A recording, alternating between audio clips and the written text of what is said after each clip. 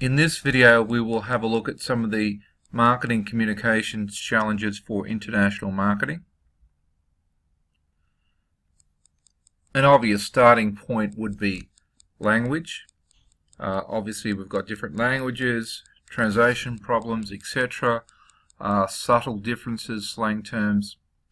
Typically, we work around that by using local ad agencies where possible. Obviously, translators can support that as well. An alternative is not to translate, which sometimes happens. For example, in Australia, we see the ad for Mercedes with Das Auto as their slogan at the end. Obviously, that's only a one line, but it basically may communicate that the country of origin effect for the brand. Okay, but that's a possible, but not that common.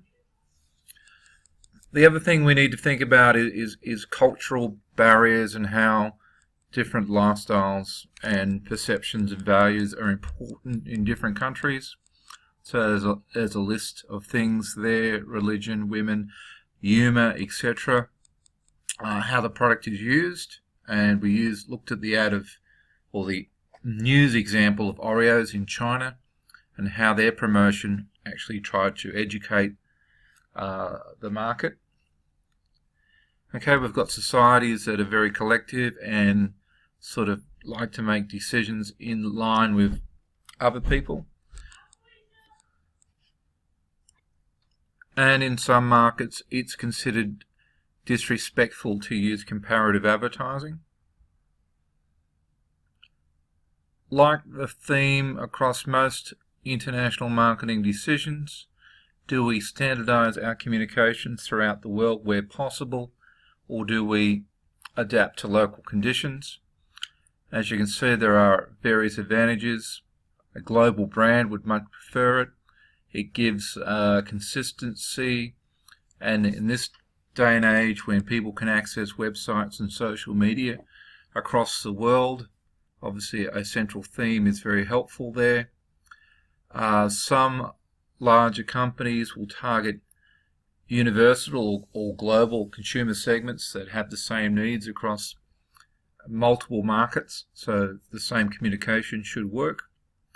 And it's obviously easier, so there's less effort, less cost.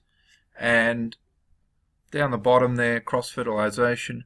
One of the big challenges in advertising and communications is finding the right idea that really works. So if you find something that's effective in its communication message, then it makes sense to try and roll that out wherever possible. On the other side of the argument is that obviously we're going into different cultures and there are challenges all the way through. So it may not be possible to carry the same style of communication because it's going to be misunderstood or possibly offensive. Obviously there are legal regulations. Market maturity. We're typically coming from a successful domestic market which is most likely going to be a mature market. We're an established brand, people know us. So we can use reminder style communication, or we just want to focus on our advantages, our points of difference. But when we enter a new market, chances are our brand is not as well known, and possibly we're attracted to that market because it's a growth market. Those two things in play means that the communications we use as a leader in a mature market don't carry across to the marketing conditions. And finally, down the bottom is, in some situations, obviously a local ad agency in a country, they want to demonstrate that they can do a good job, and they will be quite negative to the media and the communications that is passed to them from the home country, and they want to say, hey, we can do better, we've got better ideas. And obviously they're doing that to try and maintain their relationship. Okay, when it gets down to advertising design coming out of a company and communicating to its operations throughout the world, we've got three approaches. On the right, we've got the universal approach where this is what we're doing, and it just rolls out standardized throughout the world. Obviously, there would be subtle changes in look of the ad, so it could be redesigned slightly, and obviously we're going to have language changes where necessary. The other two options is a platform-based and a prototype-based. So the next slide will help us understand those. Okay, so as I said, universal, standardized. So it has all those benefits, and there's some various examples there. Windows 10 using celebrities, targeting global wealthy consumers, etc. Okay, the two, prototype and platform. Platform is the one where we allow local operations to adapt, but basically what we say is, hey, this is what the brand's all about, here's our brand value, this is what we want to communicate about the brand and our points of difference and our positioning. So we give them sort of guidelines about, you've got to act within this sort of general understanding of the brand, and then with that instruction they're allowed to then execute the advertising however. So the brand is built on a platform. A prototype is where we actually have a relatively structured approach, and we're saying, hey, this is how we want it to work, here's an example, this is what we're doing here. The example here is Dove, Real Beauty, that we had a look at in lectures, and they ran that across the world and been doing it for some period of time.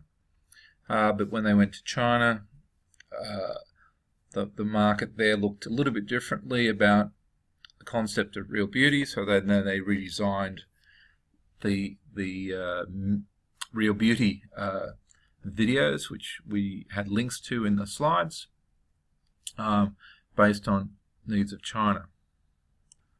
Okay, now to international media decisions.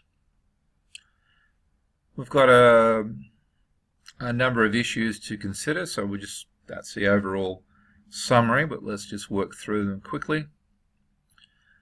Obviously, we go into a country, the degree of available media, the maturity of media will differ substantially.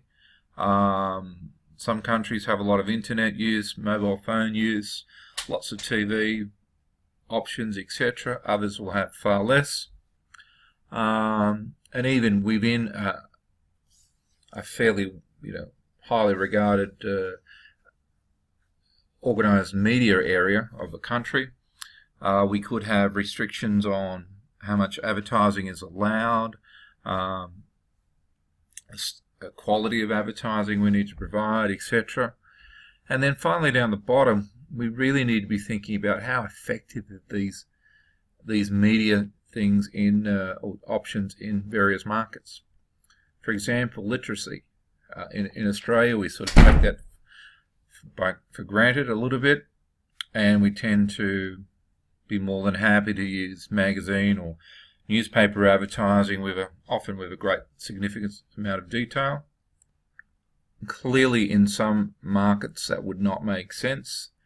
Reach refers to how many consumers these media options are getting to.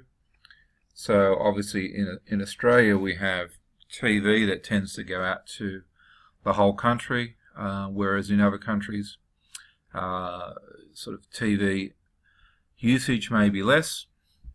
And also we've got to think about the image of the media. So again, we tend to think about, for example, newspapers being relatively high regarded and quality in Australia, but then we go to another country and they might have a lot of local newspapers, and they might be sort of almost like a small business type operation.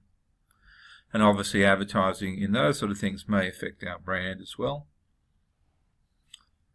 So not only do we have those challenges, we've got the challenges of change.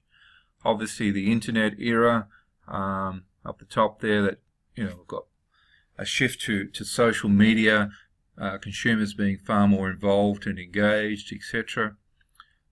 So any sort of product where word of mouth is important, that's going to be a big part of our media selection. In many countries, mobile marketing and using of mobile phones is very, very high, and even there are examples in the textbook of some less developed countries that being the prime form of media connection. Fragmentation. In the old days, we used to watch channel 7, 9 and 10, and we could reach virtually 95% of the Australian market using 3 TV stations. These days that's no longer possible, so we've got lots of other media choices. And for global brands, there is possible to basically utilize global media, websites, Google search, sponsorships, magazines that travel throughout the world, etc. Obviously, we need to be aware of regulations. Sometimes they're explicit and there's legal requirements, but as we saw with the Brad Pitt commercial in Malaysia, that was more of a government intervention. And as I've listed there, regulations often connects to cultural type issues or the risk of offending people. It also, down the bottom, will vary by country. We'll have laws around, obviously, misleading messages, but various products like gambling, alcohol, cigarettes, medicines, etc. often have restrictions or rules around them. And right at the bottom, the way around this is to ensure that we use local ad agencies to help us. Just a few other bits and pieces under target market and message issues. Comparative advertising. It's common in Australia, provided that it is accurate information. However, in some countries this is not legal, or it may not work with the culture of being seen as boastful or too arrogant or overconfident. That may not fit well with the target market. In terms of content, there's always issues around an ad which is considered puffery, which is exaggerated performance, which would not be seen to be accurate, but we're doing it as a fun message. So is that fun exaggeration or is that misleading? How we show people and families interact, that's going to shift across countries and cultures. Issues around sexism, alcohol and gambling, how they're portrayed, etc. So there are always going to be issues. And in some countries, there are restrictions on ads targeted at children, particularly time of day, type of product, type situations. Okay, so very quickly, obviously each country is going to be different, so that's a significant challenge. So we've got to understand the legislation. More importantly, on the right there, before we spend $500,000 on a TV commercial production, we've got to make sure we're right. And obviously down the bottom right, it pushes us towards an adaptation approach. So it's one of the challenges towards standardization. Okay, elements of the marketing mix. Okay, when we first start out in a market, we've got to get traction, we've got to get ground, we've got to get something happening in a channel. So usually we're going to have to come up with some cooperative advertising dollars that will go into a pool of funds, either from a wholesaler, retailer type situation, or some sort of channel structure. So it goes into a joint pool where it says we should get some promotional support, regardless of whether we do or not. Right down the bottom, it's usually an important step in building, the relationships and getting access to the channels. So in Australia, we see this quite commonly. If we get a catalogue from Harvey Norman, that would be full of brands advertising, cameras and computers and possibly furniture, whatever Harvey Norman sells, but basically that catalogue has been produced by a pool of those brands contributing to a joint fund, and hopefully it benefits the whole chain. Okay, this is our typical list of IMC tools that you've probably seen before. And up the top right I've got, well, not only do we have the challenge of coordinating these tools for one sort of central theme and message and consistency, but now we also have the added complication of coordinating them across multiple countries and regions. Okay, just touch on a few of them. Sales promotions. As we know, they're short-term incentives. Second point there, if we're new to a country and it's an entry type situation, obviously some sort of sales promotion is going to be quite helpful trying to kickstart our brand. Usually down the bottom, sales promotions are passed as a trade promotion, an incentive to the trade to take more product or some sort of price discount for them to even win the business initially. The ultimate goal is that the majority of that cost saving or price discount gets passed on to the consumer, so the whole chain shifts the product a lot faster, and obviously at a reduced margin for us, but obviously it's a way of getting started.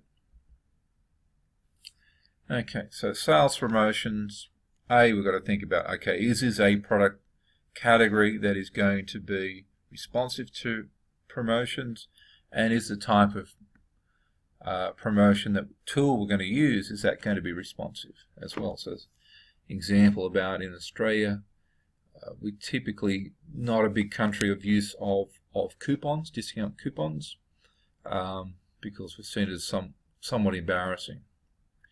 Okay, second point there. If we're new or the market's growing, so there's a lot of consumers who haven't come across our brand, then we use sales promotions to try to win new customers. If we've been around for a while, etc., the third point there, we typically says, oh, okay, people know our brand, we can now start expanding our product line and use incentives around that. Or we're just trying to get people to buy our product more frequently or in larger volumes. So you might have, something on a packet of cereal, collect 4 of these and your 5th one's free or something like that. Buy this product and next time you'll get 20% off a similar branded product, etc. So something that pushes it into the next sale. Near the bottom, obviously in a low income market, we typically try to reduce costs and margins to generate a lot of sales at a low price. Obviously in that situation there's less margin to play around with, so we don't do a price-based promotion. But we could use some sort of go into the draw and win something type promotion, win another product or win some money, and that way we're sort of still got an expense, but it's not as direct, and hopefully it triggers the motivation of consumers. And right at the bottom, again, getting back to regulation, in some countries we can't use a loss leader approach, where we discount the product so much that we're actually losing money on it. That sounds unusual, but we would typically do that to get the product started, or to attract consumers to our brand in the hope of cross-selling them something else. But in some countries we can't do that. Events and sponsorships. I've got 2 categories. Stuff we do on a worldwide basis, obviously for global brands. Obviously there's very large sponsorships available, often around sport. So for global brand goals, that makes sense. However, it's probably more important at the local level, particularly upon entering a market.